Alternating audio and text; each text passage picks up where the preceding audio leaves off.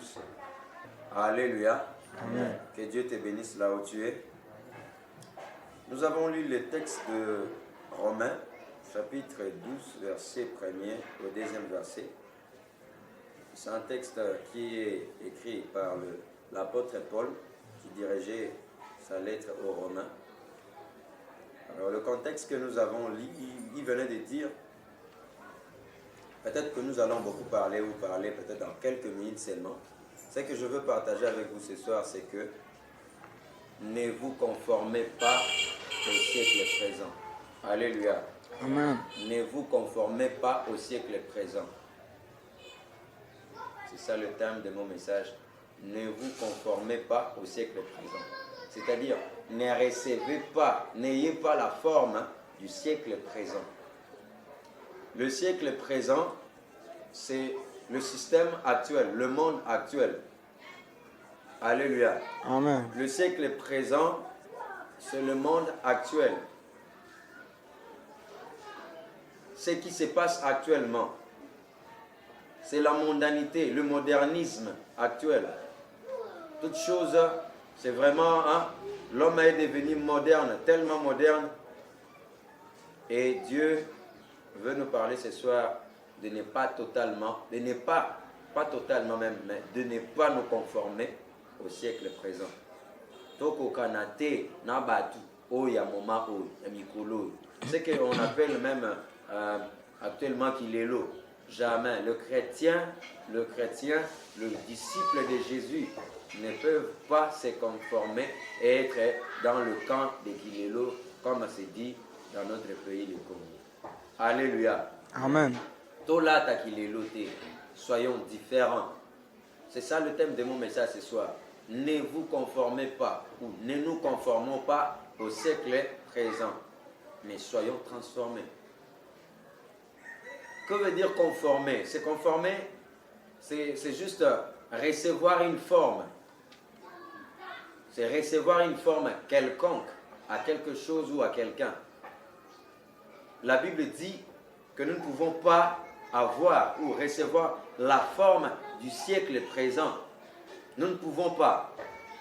Nous ne pouvons pas. C'est-à-dire, la Bible sait bien que le siècle présent a des habitudes vraiment contraires à la volonté de Dieu, contradictionnelles à ce que Dieu veut. Mais maintenant, si les chrétiens osent seulement à recevoir cette forme du siècle présent, automatiquement, le chrétien va rater le royaume des cieux. Alléluia. Amen. C'est quoi le siècle présent que nous allons partager ce soir?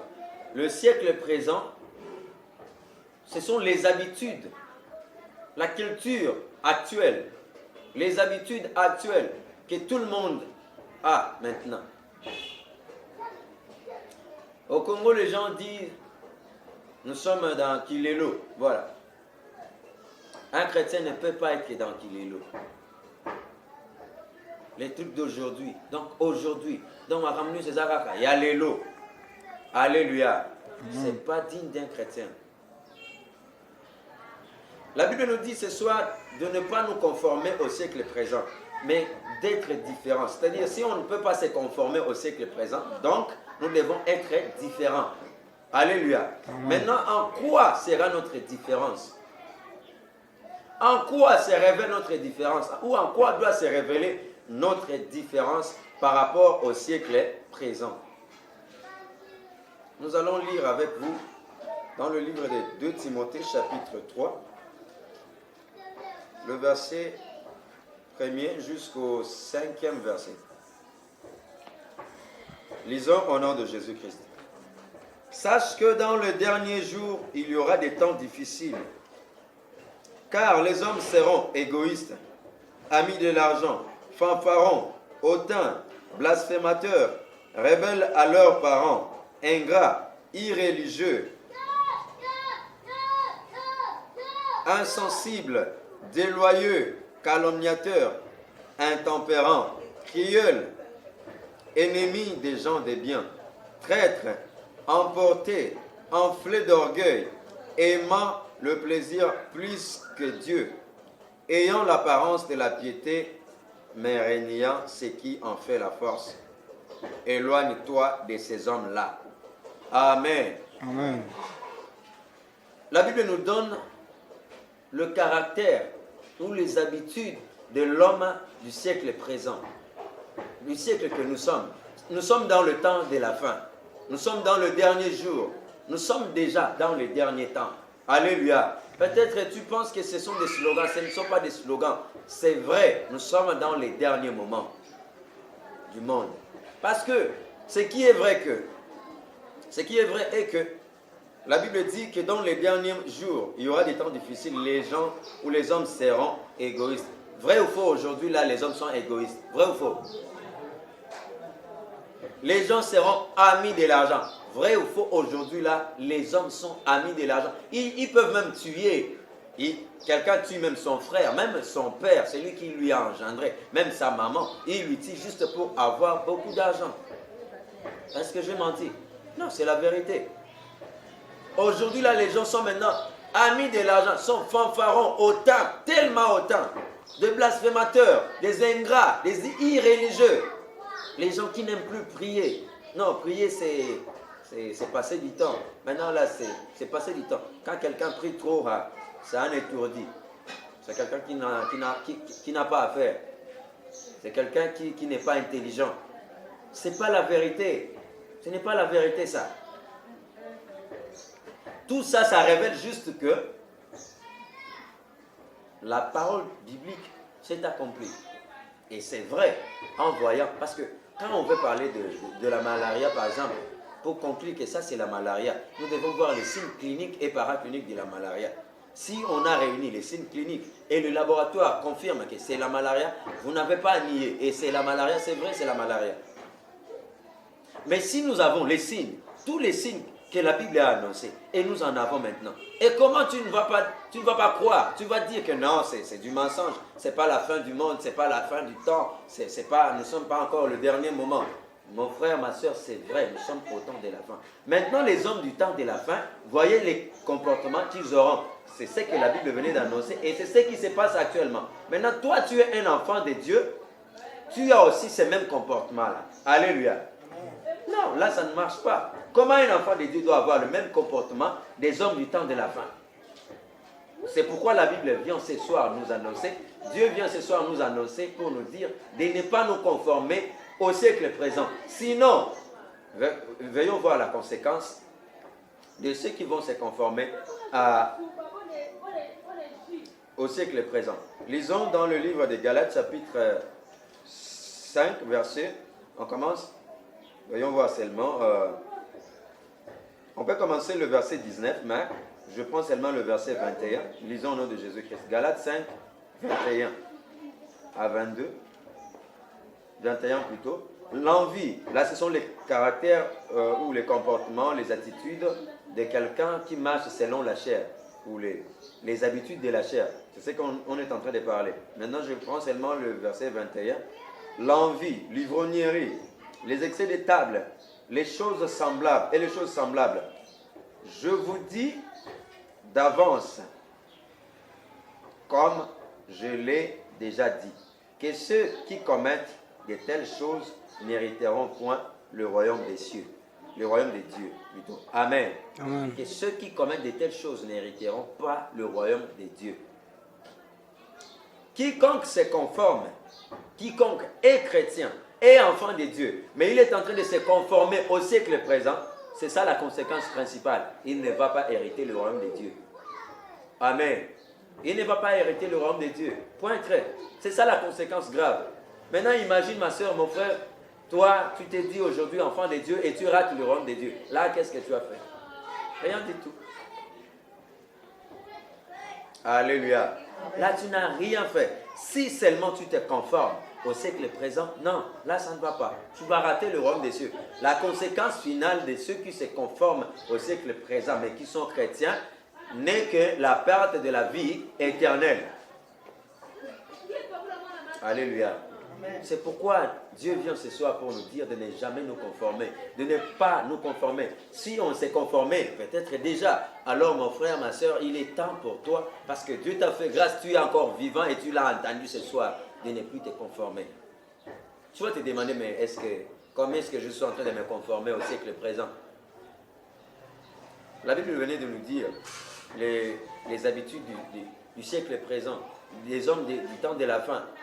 Les hommes sont égoïstes. Toi aussi, toi chrétien, mais tu es égoïste. Tu ne veux jamais donner à quelqu'un quand tu trouves quelque chose. Même ta bakabel binombo. Après, si binombo, par exemple, il y a salaire quelque part, non, toi tu veux avoir trop. Tu veux avoir trop, comme si c'est toi qui étais le chef. Même si tu as été le chef, ce n'est pas un problème. Mais peut-être ceux qui te subalternent ont plus travaillé que toi. Mais tu dois leur donner quelque chose de suffisant. Alléluia. Tu ne peux pas te dire, non, moi je suis le chef, je vais prendre tout. On a donné 100 000 $, toi tu prends 90 000 $ et tu leur donnes, ils sont à 10, tu leur donnes 10 000 $. Toi seul, tu prends 90 000 $. Non.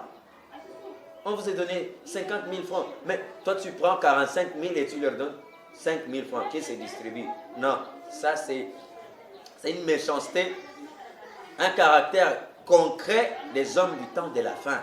Alors toi tu es un enfant de Dieu. Toi le partisan ou le participant de la vie éternelle du royaume des cieux, tu ne peux pas faire ça.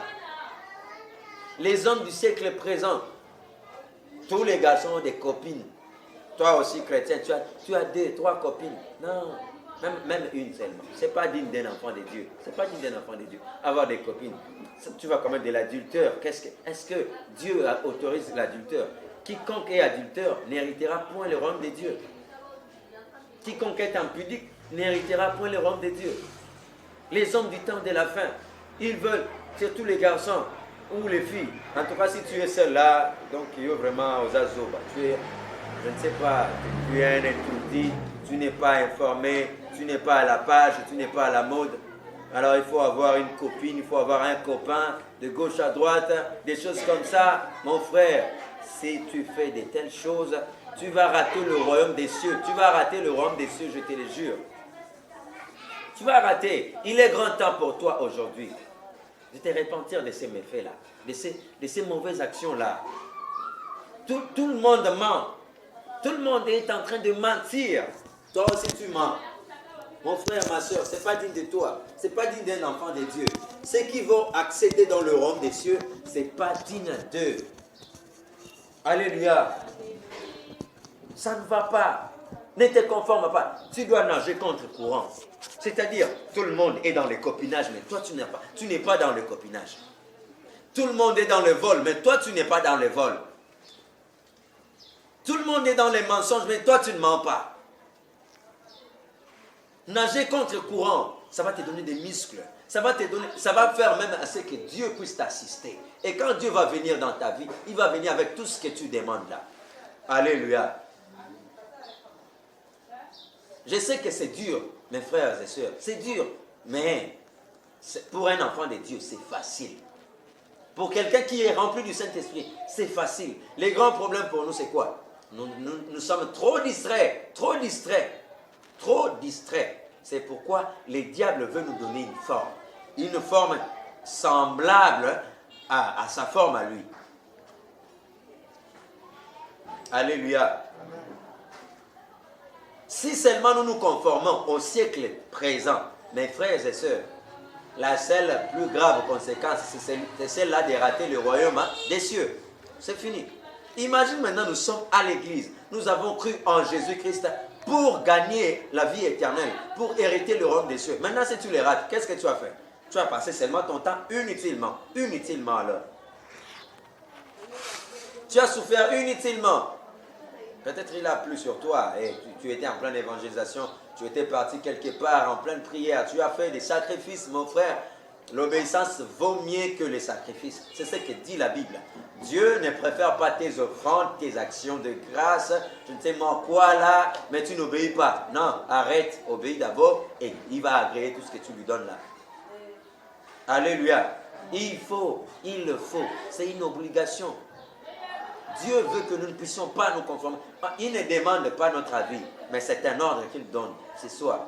Ne nous conformons pas. Ne vous conformez pas au siècle présent. C'est ce que Dieu dit. Ne vous conformez pas au siècle présent.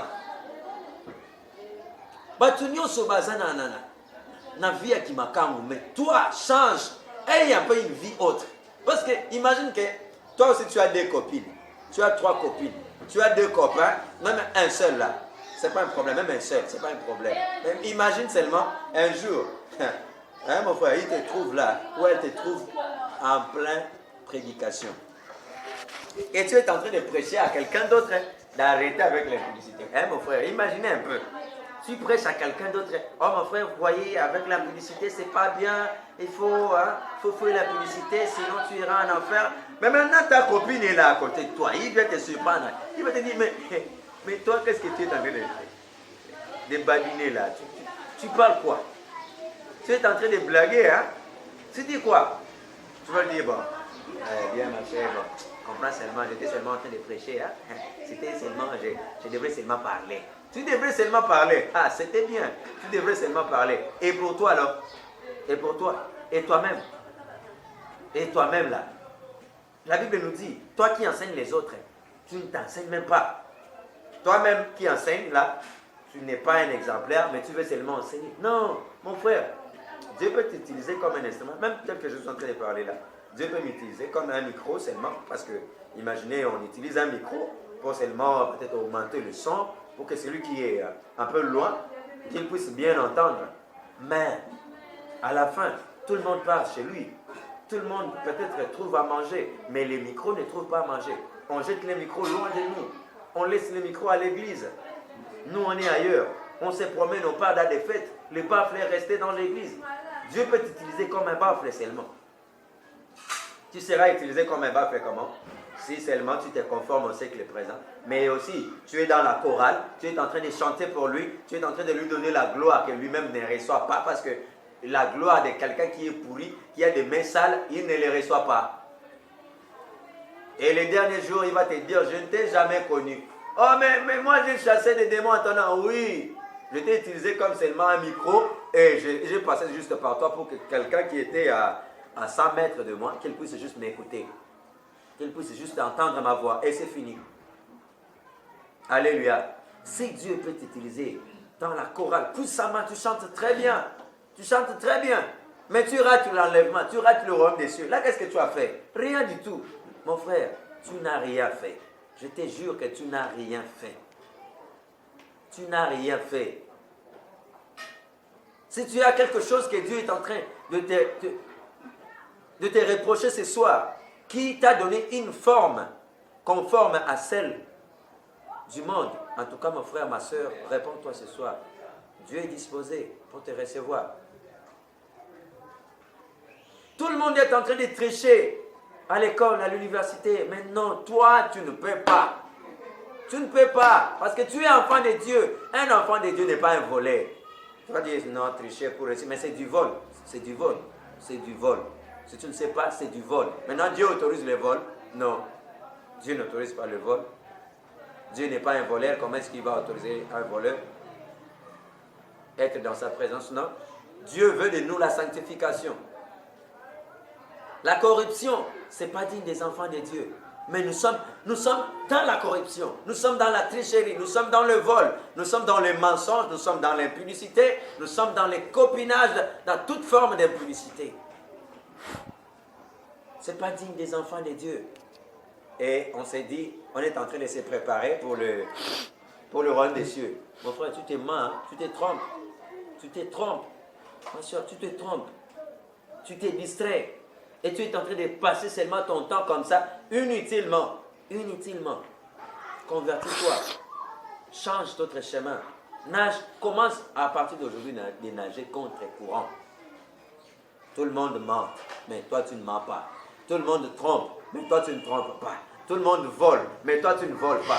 Tout le monde triche, mais toi tu ne triches pas. Tout le monde parle mal. Ils sont en train de blasphémer. Ils sont en train d'être cruels, mais toi non. Toi sois gentil. Tout le monde est en train d'agir mal. Toi, agis bien. Agis justement. Agis dans la logique. Dieu va te bénir.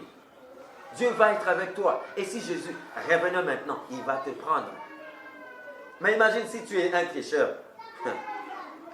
Un tricheur. Les tricheurs n'iront pas au ciel. Les voleurs n'iront pas au ciel. Les menteurs n'iront jamais au ciel. Les impudiques n'iront jamais au ciel. Aujourd'hui, si on peut mettre On peut mettre 1000 jeunes garçons et 1000 jeunes filles. On demande qui parmi vous n'a pas un copain ou une copine et il a fait 5 ans, il n'a pas de copain ou pas de copine. Vous savez qu'on peut tirer peut-être parmi 10 000 personnes, on peut trouver peut-être si c'est trop, c'est 30. Hein. Si c'est trop, c'est 30. On peut trouver, si c'est trop, même parmi 10 000 personnes, si c'est trop, on peut trouver 30 personnes seulement. 30. Et c'est tout au Congo. Peut-être aussi 30, c'est trop. Alléluia. Et parmi ces 10 000 personnes-là, peut-être que tous les 10 000 ou peut-être 9 500 ou 9 900 sont des chrétiens. Ils sont des chrétiens et ils se disent non, on se prépare pour l'enlèvement, on se prépare pour le royaume des cieux. Quel mensonge, tu te mens toi-même. Hein? C'est ça le mal, tu es en train de te tromper toi-même. Tout le monde est dans l'ivrognerie, ils boivent comme ils veulent. Toi aussi dans l'alcool, sans modérateur. Si tu te dis non, nous sommes un peu dans le monde moderne, non, je dois un peu prendre ça. Qui t'a autorisé? C'est Dieu qui t'a dit ça. C'est Dieu, c'est le Saint-Esprit qui t'autorise de faire tout ça. Alléluia. Est-ce que c'est le Saint-Esprit qui t'a dit de faire tout ça? Un chrétien ivrogne. Et on te trouve dans un bar quelconque, quelque part, le Saint-Valentin, tel que le Saint-Valentin venait de passer, tout le monde était là en train de s'envahir. Et le 8 mars, tout le monde était en train d'envahir leur tête, leur estomac avec de l'alcool. Et maintenant, demain matin, il se réveille. C'est une chrétienne, c'est un chrétien. Il s'est dit chrétien, il s'est dit aussi, j'ai le Saint-Esprit dans moi, je suis rempli du Saint-Esprit. Et peut-être ils peuvent aussi venir à l'église, ils commencent à vous parler en langue. Quel mensonge! Tu trompes qui? On ne trompe jamais le Saint-Esprit. Alléluia. Ne vous conformez pas au siècle présent. Tout ce que le monde fait, essayons un peu d'agir contradictoirement.